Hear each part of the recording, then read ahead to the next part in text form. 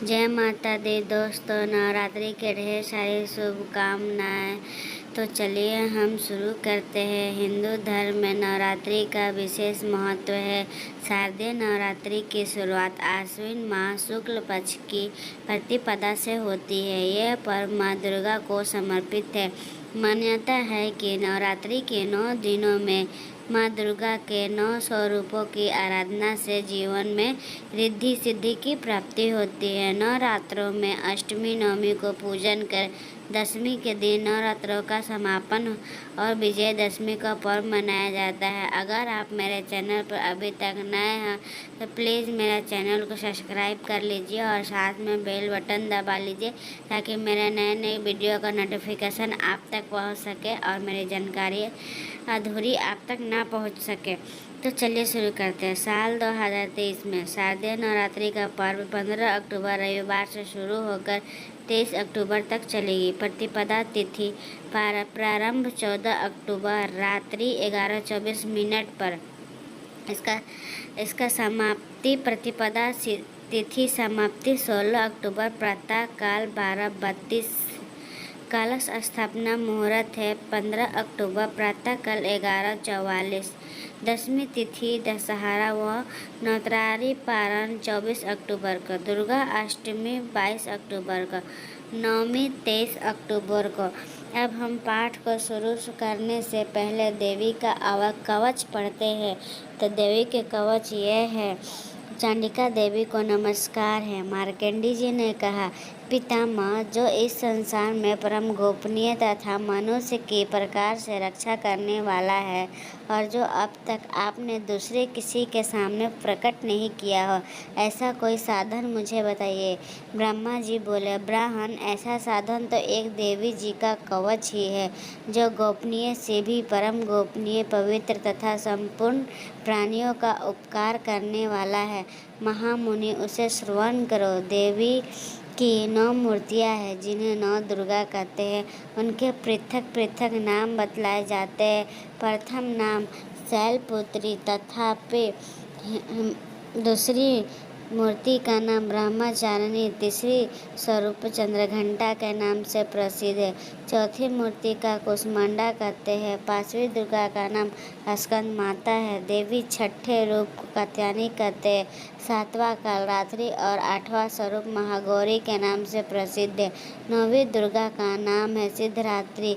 यह सब नाम स्वर्ग महात्मा वेद भगवान के द्वारा ही प्रतिपादित हुए हैं। जो मनुष्य अग्नि में जल रहा हो, रणभूमि में शत्रुओं से घिर गया हो, विषम संकट में फंस गया हो तथा इस प्रकार भय से आतुर होकर जो भगवती दुर्गा के शरण में प्राप्त हुए हो, उनका कभी कोई अमंगल नहीं होता।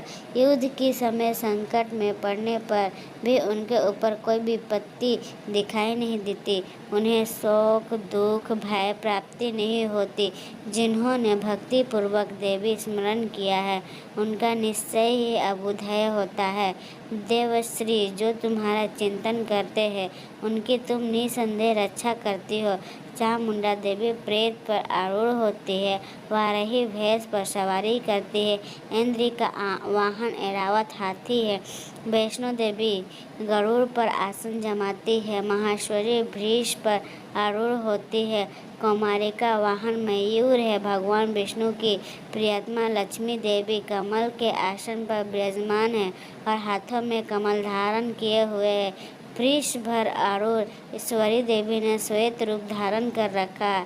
ब्राही देवी हंस पर बैठी हुई है और सब प्रकार के आभूषणों से विभूषित है।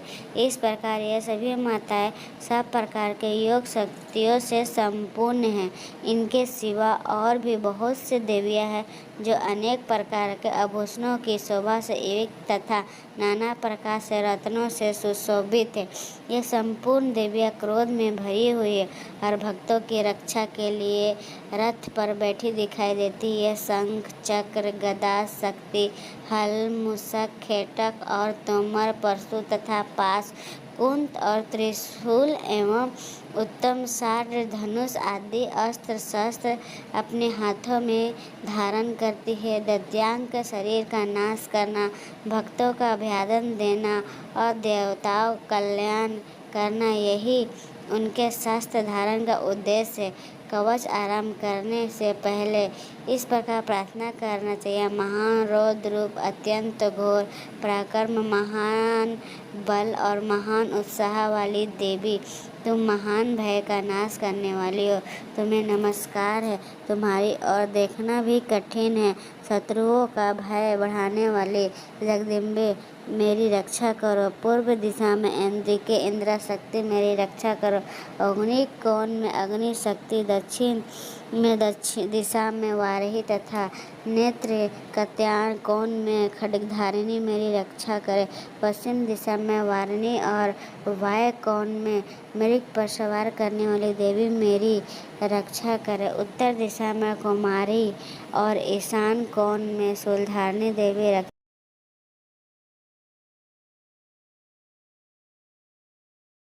रक्षा करे।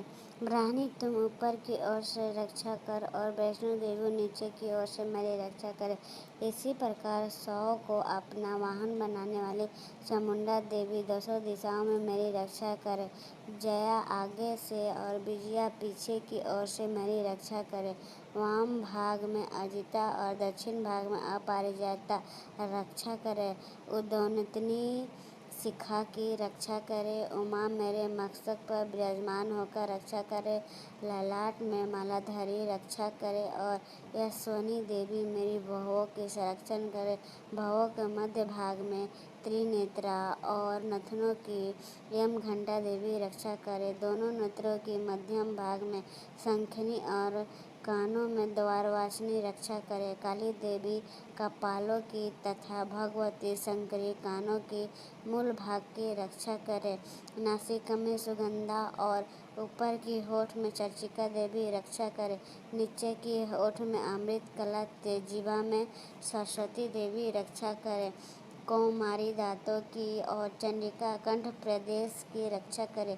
चित्र घंटा गले की घंटी की और महामाया तालू में रखकर रक्षा करे। कामाक्षी ठोड़ों की और स्वर्गमाला मेरी वासनी वाणी की रक्षा करे। भद्रकाली ग्रीवा में और धनुधारी पृष्ठ वंश मेरुदंड में रहकर रक्षा करे। कंठ के बाहरी भाग में नील ग्रीवा और कंठ के नील में नलकुबरी रक्षा कर।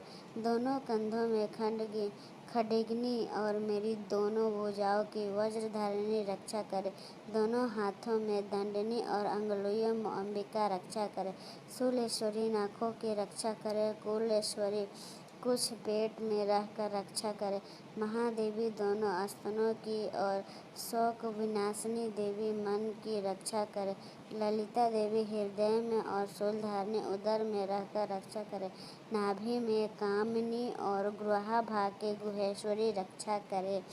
पुतना और काम के लिंग की और महिषवाहिनी गुदा की रक्षा करे। भगवती कटी भाग में और विंध्यवासिनी घुटनों की रक्षा करे।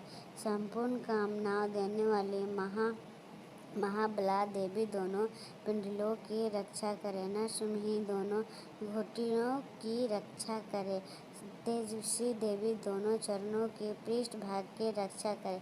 श्री देवी पैरों की अंगुलियों में, तलविष्णी पैरों की तलियों में रहकर रक्षा करे। अपनी दढ़ाहों के कारण भयंकर दिखाई देने वाली दृष्टा कलारी देवी नाकों की और ऊर्ध्वनास्वानी देवी केशों की रक्षा कर। रोमवल्लियों का छिद्र में कुबेरी और त्वचा की वागीश्वरी देवी रक्षा करे। पार्वती देवी रक्त, मज्जा, वसा, मांस, हड्डी और मेद की रक्षा करे। आंतों की कल रात्रि और पीत की मुकेश्वरी रक्षा करे। मूलधार आदि कमल कोशों में पद्मावती देवी रक्षा करे, और कफ में जिसकी किसी का अस्त्र से भेदन नहीं हो सकता, वह अभेदा देवी शरीर की समस्त संधियों में रहकर रक्षा करे। ब्राह्मणी, आप मेरे वीर की रक्षा करे। छत्तेश्वरी छाया की धर्मधरानी देवों की मेरे अहंकार, मन और बुद्धि की रक्षा करे। हाथ में वज्र धारण करने वाली वज्रहस्ता देवी मेरे प्राण, अपने बयान, उद्यान और सम्मान वायु की रक्षा करे। कल्याण से शोभित होने वाली भगवती कल्याण, शोभना और प्राण की रक्षा करे। रस, रूप, गंध, शब्द और स्पर्श, इन विषयों का अनुभव करते समय योगिनी देवी रक्षा करे, तथा सत्व गुण, रजोगुण और तमोगुण रक्षा सदा नारायणी देवी करे। वाराही आयु की रक्षा करे। वैष्णो देवी धर्म रक्षा करे, तथा चक्र धारण करने वाली देवी यश, कीर्ति, लक्ष्मी, धन तथा विद्या की रक्षा करे। इंद्राणी, आप मेरे गोत्र की रक्षा करे। चंडिके, तुम मेरे पशुओं की रक्षा करो। महालक्ष्मी, पुत्रों की रक्षा करे, और भैरवी, पत्नी की रक्षा करे।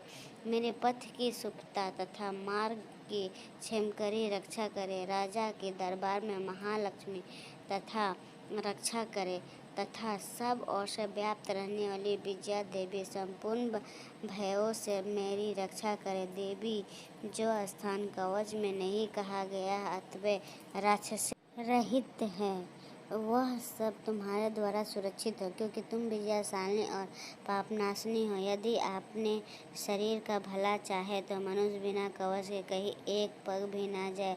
कवच पाठ करके ही यात्रा करे। कवच द्वारा सब ओर से सुरक्षित मनुष्य जहाँ जहाँ भी जाता है, वहाँ वहाँ से धन लाभ होता है, तथा संपूर्ण कामनाओं की सिद्धि करने वाली विजय की प्राप्ति होती है। वह जिस जिस अविष्ट वस्तु का चिंतन करता है, उसको निश्चय ही प्राप्त कर लेता है। वह पुरुष इस पृथ्वी पर तुलना रहित महान ऐश्वर्य का भागी होता है। कवच से सुरक्षित मनुष्य निर्भय हो जाता है। युद्ध में उसकी पराजय नहीं होती, तथा वह तीनों लोगों में पूजनीय होता है। देवी का यह कवच देवताओं के लिए भी दुर्लभ है। जो प्रतिदिन नियम पूर्वक तीनों संध्या के समय श्रद्धा के साथ इसका पाठ करता है, उसे देवी कला प्राप्त होती है, तथा वह तीनों लोकों में कहीं भी पराजित नहीं होता। इतना ही नहीं, वह अमृत मृत्यु से रहित हो जाए 100 से भी अधिक वर्षों तक जीवित रहता है। मकड़ी, चेचक, अर्कोड़ आदि उसकी संपूर्ण विद्या नष्ट हो जाती है। कनेर, भागा, फिम, धतूरे आदि का अस्थावर विष, सांप और बिच्छू आदि के काटने से चढ़ा हुआ जंगम विष, तथा अहि, फेन और तल के संयोग आदि से बनने वाला कृत्रिम विष, ये सभी प्रकार से विष दूर हो जाते हैं, उनका कोई असर नहीं होता। इस पृथ्वी पर मरण, मोहन आदि जितने अभिचारिक प्रयोग होते तथा इस प्रकार से जितने मंत्र यंत्र होते हैं, वे सब इस कवच को हृदय में धारण करने लेने पर मनुष्य को देखते ही नष्ट हो जाते हैं। ये ही नहीं, पृथ्वी पर विचरने वाले ग्राम देवता, आकाशचारी देवी, विशेष जल के संबंध से प्रकट होने वाले गण, उपदेश मात्र से सिद्ध होने वाले निम्न कोटि के देवता, अपने जन्म के साथ प्रकट होने वाले देवता, कुल देवता, माला, कंठमाला आदि, डाकनी, शाकनी, अंतरिक्ष में विचरने वाली अत्यंत बलवती भयानक डाकनियाँ, ग्रह, भूत, पिशाच, यक्ष, गंधर्व, राक्षस, ब्रह्मा राक्षस, बेताल, कुष्ठमंडा और भैरव आदि अनिष्टकारक देवता भी हृदय में कवच धारण किए रहने पर उस मनुष्य के देखते ही भाग जाते हैं। कवचधारी पुरुषों के राजा से समान वृद्धि प्राप्त होती है। यह कवच मनुष्य की तेज की वृद्धि करने वाला और उत्तम है। कवच पाठ करने वाला पुरुष अपनी कीर्ति से विभूषित भूतल पर अपने यश के साथ साथ वृद्धि को प्राप्त होता है। जो पहले कवच का पाठ करके उसके बाद सप्तशती चंडिका पाठ करता है, उसकी जब तक वन, पर्वत और कानों सहित यह पृथ्वी टिकी रहती है, तब तक यह पुत्र पौत्र आदि संतान परंपरा बनी रहती है। फिर देह का अंत होता है। होने पर वह पुरुष भगवती महामाया के प्रसाद से उस नित्य परम पद को प्राप्त होता है, जो देवताओं के लिए भी दुर्लभ है। वह सुंदर दिव्य रूप धारण करता है और कल्याण में शिव के साथ आनंद का भागी होता है। Please subscribe my channel. अगर आपको मेरा यह वीडियो पसंद आया होगा और साथ ही साथ देवी कवच पाठ पसंद आया होगा तो प्लीज़ कमेंट बॉक्स में कमेंट करके ज़रूर लिखिएगा जय माता दी, और साथ ही साथ please subscribe my channel. Next video के लिए जय माता।